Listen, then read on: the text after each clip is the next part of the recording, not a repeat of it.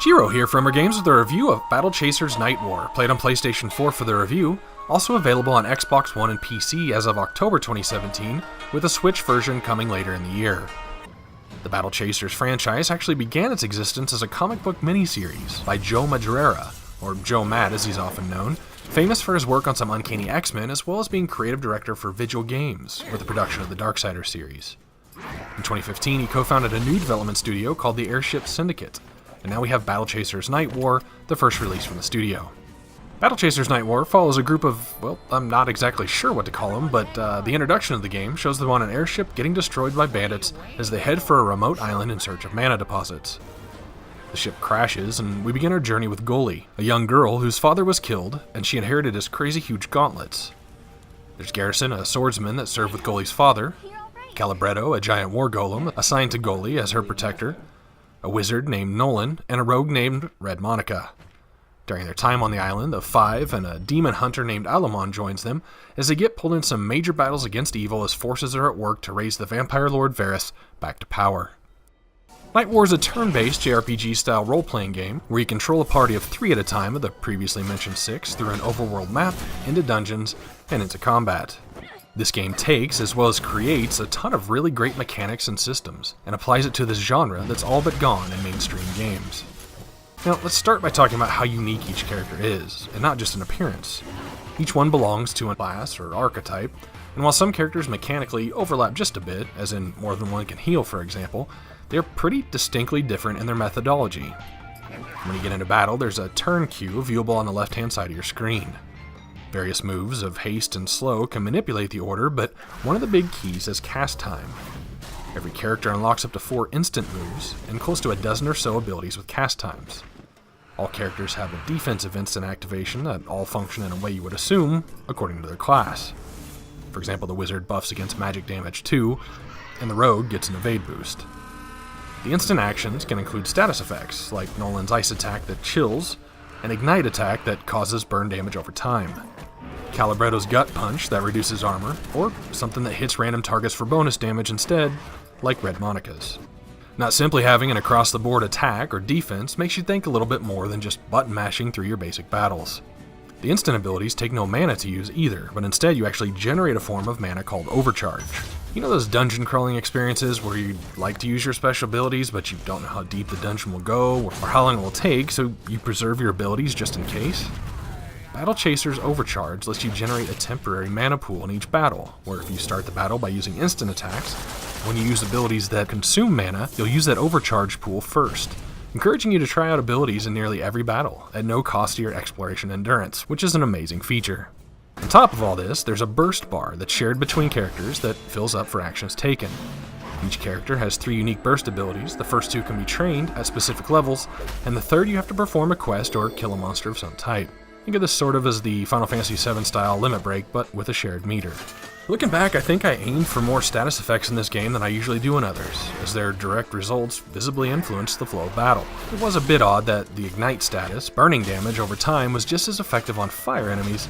You could also, make skeletons bleed, but it also stopped the chance of characters being ineffective in battle if they leaned to one status effect or another. Now, there are several ways you can upgrade your character, including gear. Weapons and chest armor are unique to each party member, but you can also equip a necklace, a ring, and a trinket. Gear comes in common clear, green uncommon, blue rare, purple epic, and orange legendary qualities, which it's actually better to think of it as a quality in this game rather than a rarity, because you'll often see drops in multiple colors. You can also craft them with a chance to upgrade color quality, and there's even some ways to upgrade a piece through special events, which I'll get to in a moment. In addition to gear, as you level your characters up, you'll obtain perk points, which can be used to enhance basic stats or increase the power of each character's moves.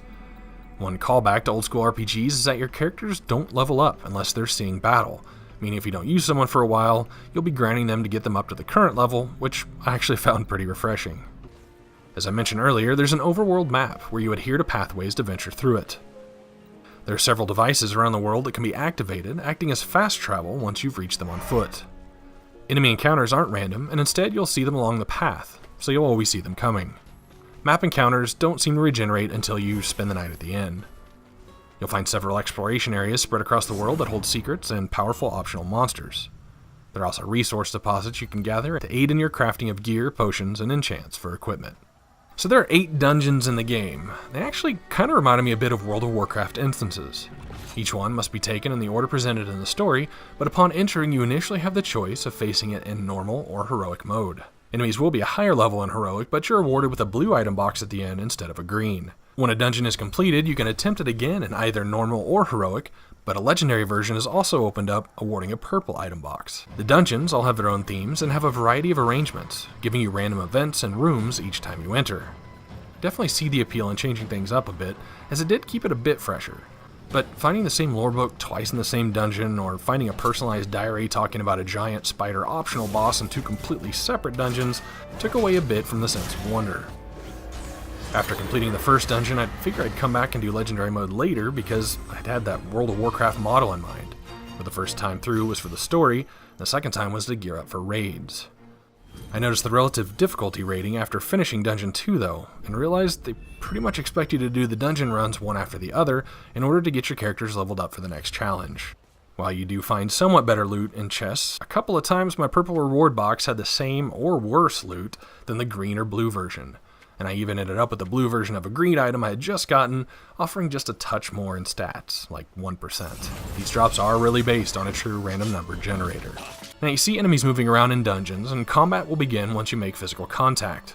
While in the dungeon and exploration areas, each character has unique dungeon skills, some affecting your party, some the dungeon itself, and some enemies. For example, Gully can use her massive gauntlets to break down weak walls, revealing secrets. Red Monica can stealth to make the detection radius smaller of the party, and pickpocket for extra items. Calibretto has 6 charges of group healing. If your party is wiped out in combat, you'll lose a bit of cash and be taken from wherever you are to the inn in the hub town of Harm's Way. In legendary dungeons only, it will reset the entire dungeon, as if you're entering it again. Now, personally as a gamer, I don't like spending a lot of time waiting on random number generator drops to give me what I need.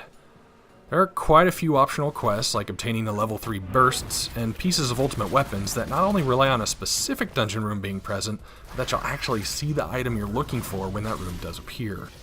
There are several lore books and scrolls to be found in each dungeon, and you're rewarded for completing sets, and there's a trophy for finding all the lore. After 2 trips through one specific dungeon though, and being sure to grab every icon marked on the map, I was still short some lore.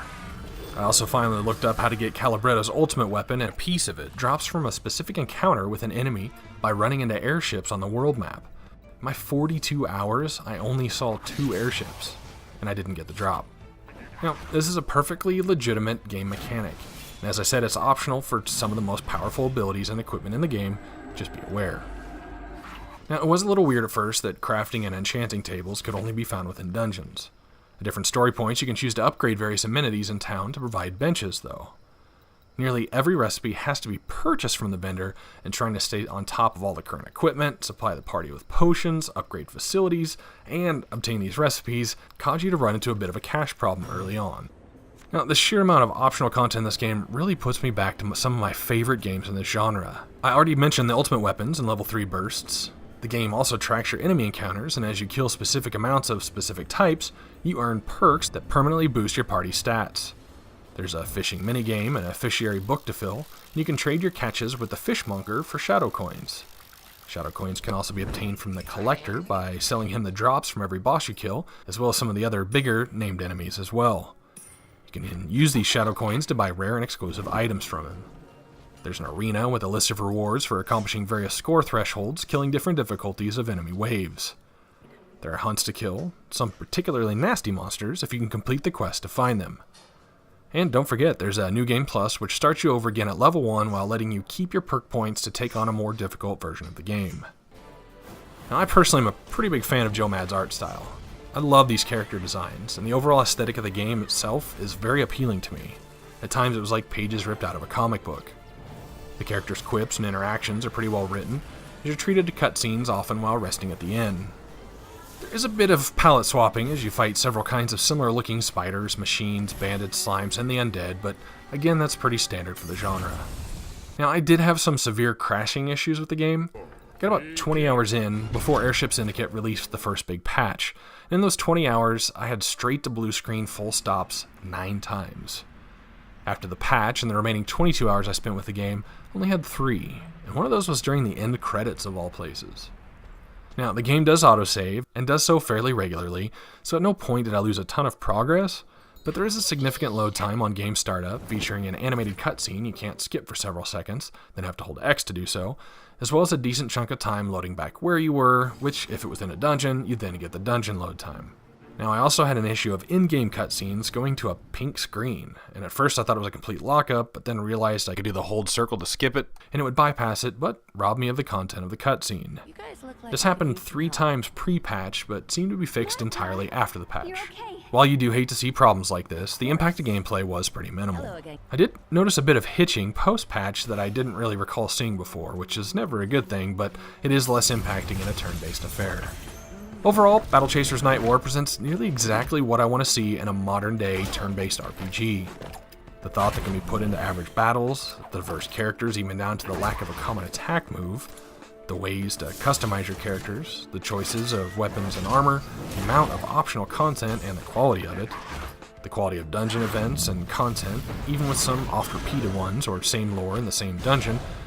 If only they could get the crashing out entirely and reduce some of the load times and hitching, we'd be approaching modern-day genre perfection. Rated as a turn-based role-playing game, Battle Chasers Nightwar comes in at an 86 out of 100 on a true 1 to 100 scale, with 50 being an average game. This is Jiro for Umbra Games. Thanks for watching.